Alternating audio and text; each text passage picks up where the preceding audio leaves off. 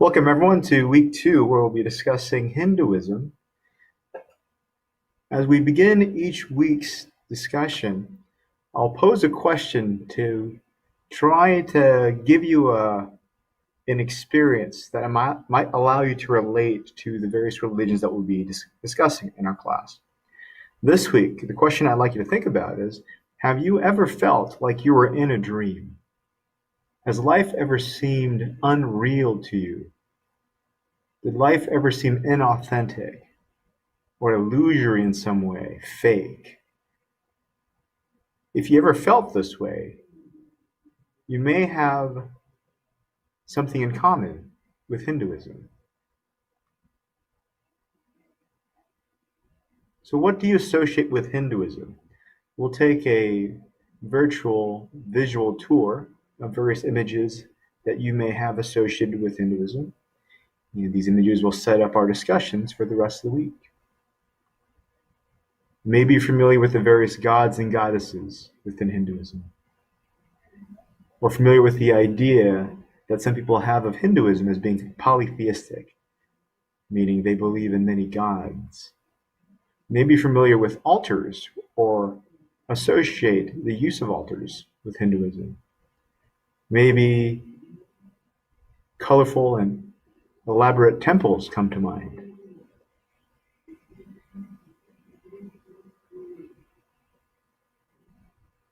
Maybe what comes to mind are various religious ceremonies and holidays and sacred events.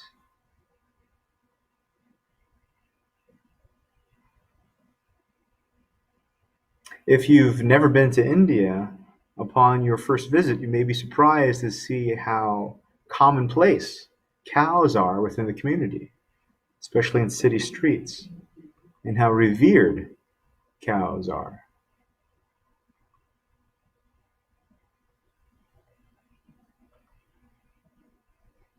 Maybe when you think of Hinduism, you think of the caste system, something which many of you may have studied back in high school world history or high school sociology, or social studies, I should say.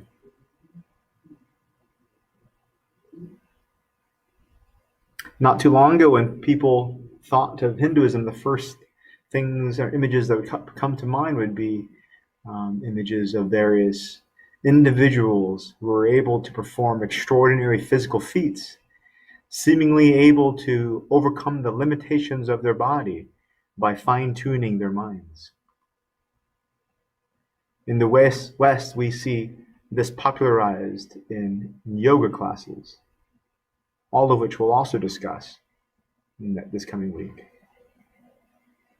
Maybe the idea of some sort of guru or swami, spiritual teacher, or maybe simply the idea of meditation is something that comes to mind when you think of Hinduism. So this might be an odd question to think about, but it's a really important one when we discuss Hinduism in particular. In order to understand Hinduism, we might want to ask first, is there really such a religion as Hinduism? Now, what I mean by that is that when we take a look at the roots of Hinduism, we don't necessarily see one monolithic sort of entity, one religion. What we see is a group or various forms of religious practices and religious beliefs. What we can say is that they all stem from an area in India. In particular, this area in the Indus Valley. Now, when we think of the word Hindu, it doesn't pertain to an individual. It's not a name of any group per se, but it does stem from this region. Hindu comes from the term Sindhu, which means water or ocean, or body of liquid.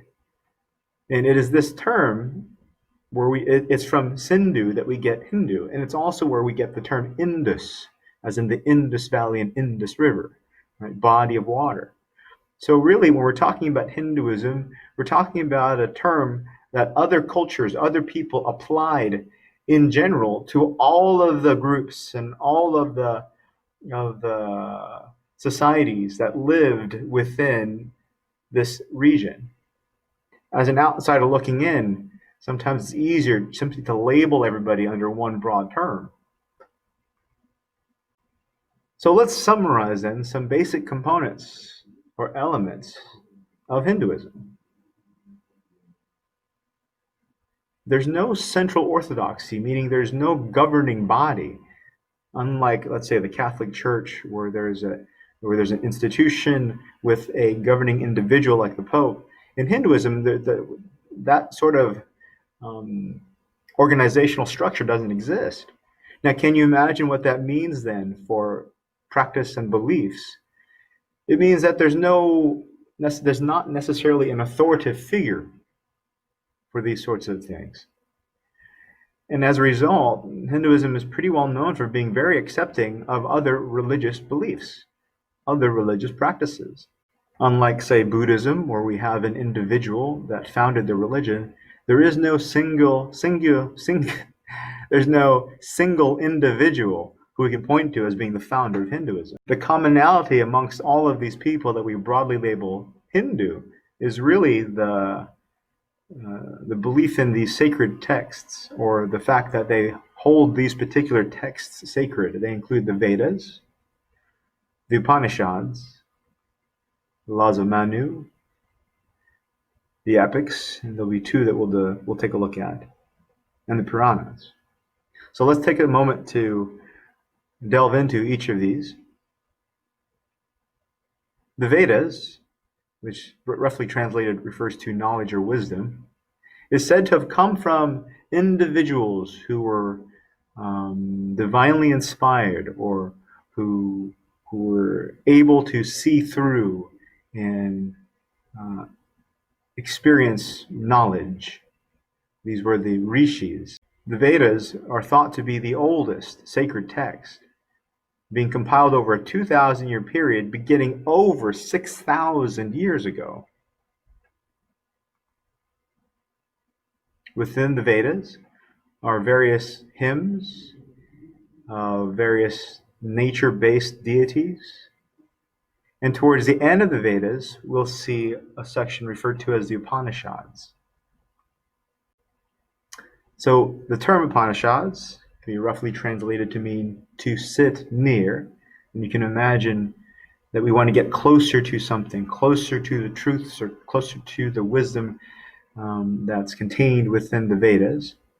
So as I mentioned a second ago, it's towards the end of the Vedas where we have this mainly philosophical text, as opposed to these various hymns towards gods or about gods and goddesses.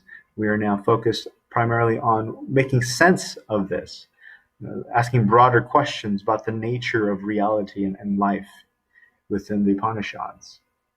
In particular, there's an emphasis on the philosophy about the supreme reality. The term used to label this supreme reality is Brahman. So in many ways, when we take a look and delve deeper into Hindu mythology, we'll see references to lots of gods and goddesses. We'll see practices where individuals seem to do lots of praying and worshiping of various gods. But within the Upanishads, the focus is on a single supreme reality, the ground of all being, which means that from which everything arises, that from which is the essence of all things. And it is said to be beyond words. And we'll notice this a lot when we look at various other religions, when they try to describe the ultimate within reality, the ultimate person, the ultimate thing, the ultimate truth. It's often said to be beyond words, and Brahman is no different. So Brahman is often then described simply with metaphor, knowing full well that what we're doing is describing with metaphor. When Brahman is discussed and given characteristics, the three characteristics that is most closely associated with are Sat, Chit, Ananda. So Sat refers to reality itself. So Brahman is reality itself, the ultimate truth, ultimate reality, without any clouding of perception. Chit refers to pure awareness, pure consciousness. Brahman is pure awareness itself. And Ananda, which is pure joy, pure bliss. Now, for many, when they think of Brahman, especially in the West, we often associate it with our understanding of the term God.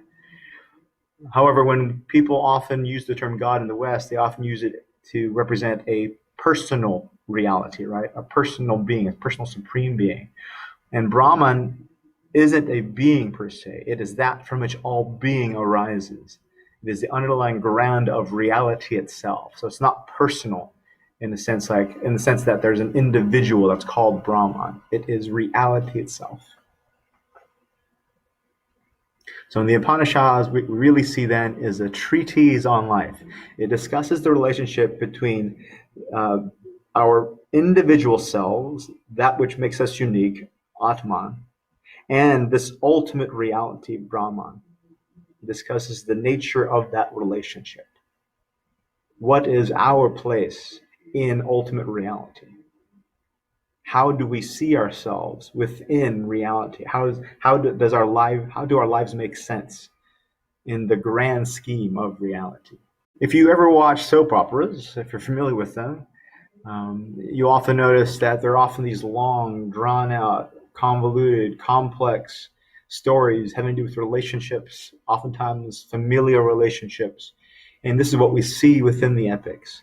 They are large, grand soap operas dealing with kings and gods and goddesses and rulers and kingdoms. What's interesting to note is that these stories aren't just meant for our entertainment, but are meant as a philosophical reflection, as a poetic reflection on the Vedas, and in particular the Upanishads, to bring to light the meaning and essence of the philosophy that can be found in the previously discussed sacred texts. So, as you read about for today, Smith discusses the purposes of life that is espoused by Hinduism. In particular, that's espoused through the epics.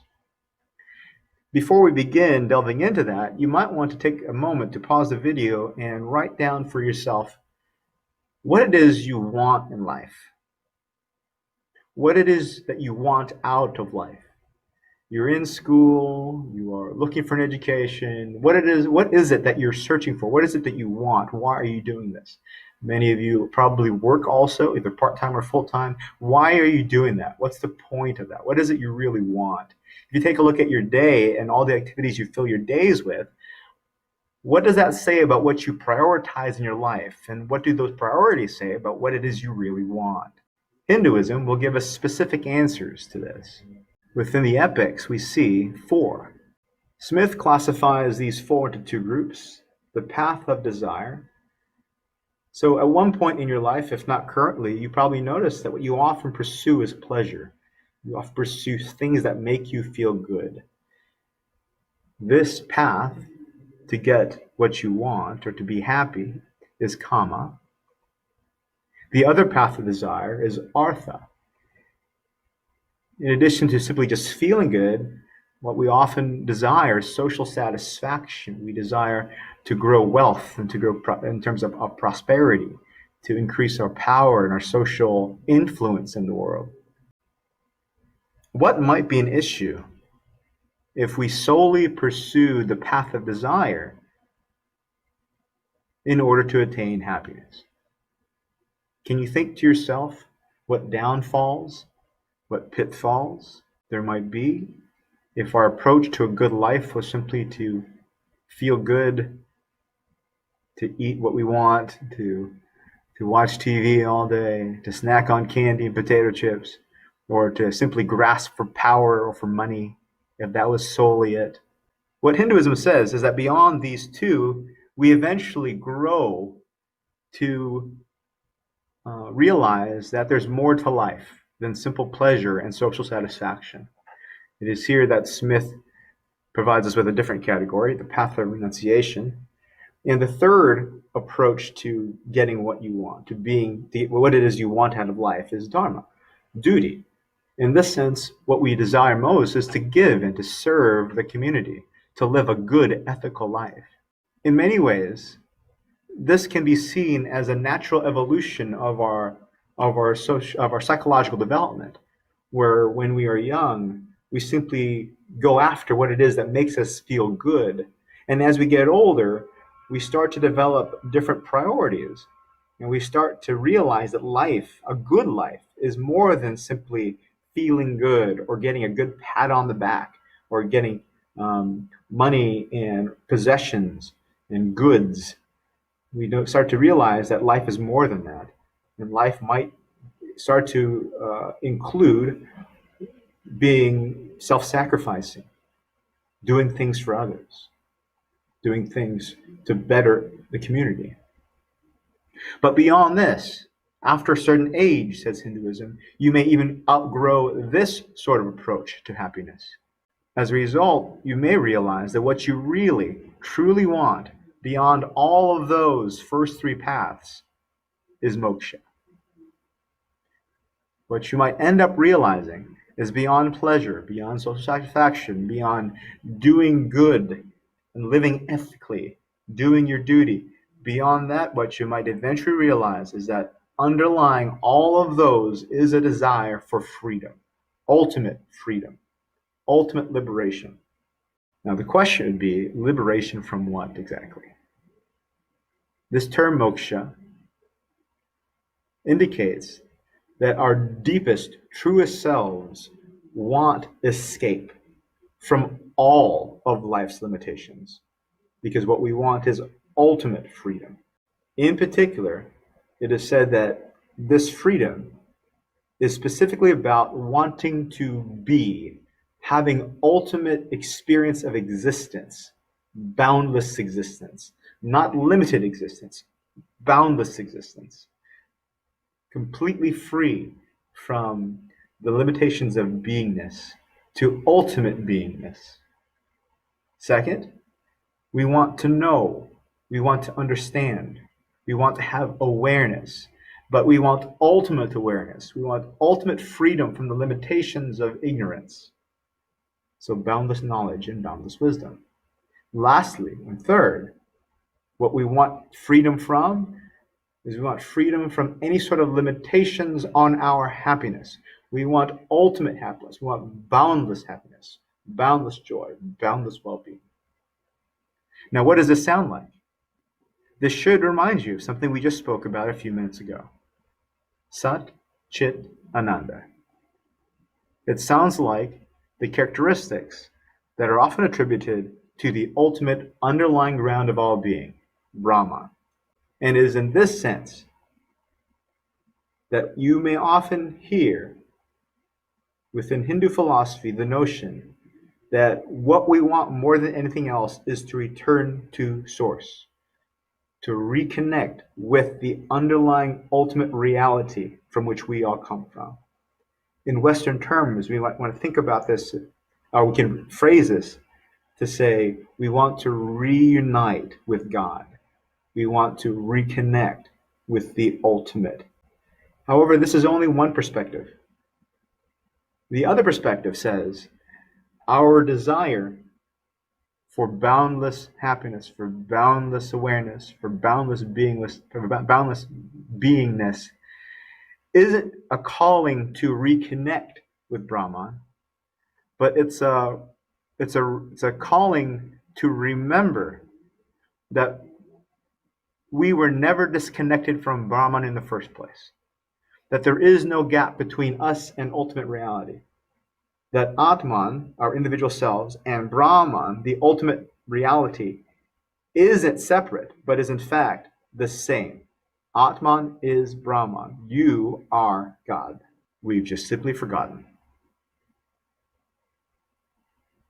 As we move on to the next lectures, we'll discuss both of these two different approaches to moksha. The first is referred to as the yoga school, and practices that the yoga school discusses will be about how to reconnect and reunite with Brahman. And the other approach is Advaita Vedanta, which refers to realization and waking up to your true nature, your true authentic self as being Brahman.